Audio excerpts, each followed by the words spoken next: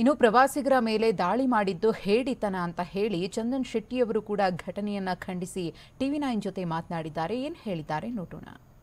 Actually ಈ ಒಂದು ಘಟನೆ ಆಗಿರೋದು ಅದು ಟೂರಿಸ್ಟ್ಗಳ ಮೇಲೆ ಈ ಥರ ಅಟ್ಯಾಕ್ ಮಾಡಿರೋದು ಒಂದು ಹೀನಾಯ ಒಂದು ಹೇಡಿತನ ಅಂತಲೇ ಹೇಳಕ್ಕೆ ಬಯಸ್ತೀನಿ ನಾನು. ಅವರಿಗೆ ನಿಜವಾಗ್ಲೂ ಗಂಡಸ್ತಾನ ಒಂದು ತಾಕತ್ತಿತ್ತು ಅಂತ ಹೇಳಿದ್ರೆ ನಮ್ಮ ಸೈನಿಕರ ಜೊತೆ ಹೋರಾಡಿ ಅವರು ಗೆಲ್ಲಿ.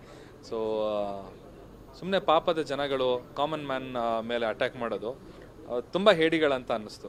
ಗನ್ ಇಟ್ಕೊಂಡು ಪಾಪ ಅವ್ರ ಮೇಲೆಲ್ಲ ದಾಳಿ ಮಾಡಿರೋದು ತುಂಬ ಅಮಾನವೀಯ ಕೃತ್ಯ ಮಾಡಿದ್ದಾರೆ. ಇದಕ್ಕೆ ಖಂಡಿತವಾಗ್ಲೂ ನಮ್ಮ ಮೋದಿಯವರು, ನಮ್ಮ ಕೇಂದ್ರ ಸರ್ಕಾರ ಇದಕ್ಕೆ ಸರಿಯಾದ ತಕ್ಕ ಪಾಠ ಕಲಿಸ್ಲೇಬೇಕು. ಶಾಂತಿ ಕಾಪಾಡ್ಕೋಬೇಕು ಅಂತ ನಾವು ಇಷ್ಟು ವರ್ಷ ನಾವು ಬಂದಿದ್ದೀವಿ. ಸೊ ಈ ಎಲ್ಲದಕ್ಕೂ ಒಂದು ಸ್ಯಾಚುರೇಷನ್ ಲೆವೆಲ್ ಅಂತ ಇರುತ್ತೆ. ಸೊ ಆ ಸ್ಯಾಚುರೇಷನ್ ಲೆವೆಲ್ಲು ಇವಾಗ ಆಲ್ರೆಡಿ ಮೀರಿಬಿಟ್ಟಿದೆ. ಸೊ ನಾವಂತೂ ಸಿದ್ಧವಾಗಿದ್ದೀವಿ. ಕೇಂದ್ರ ಸರ್ಕಾರ ಏನೇ ಘೋಷಣೆ ಮಾಡಿ ವಾರ್ ಘೋಷಣೆ ಮಾಡಿದ್ರು we are ready to fight.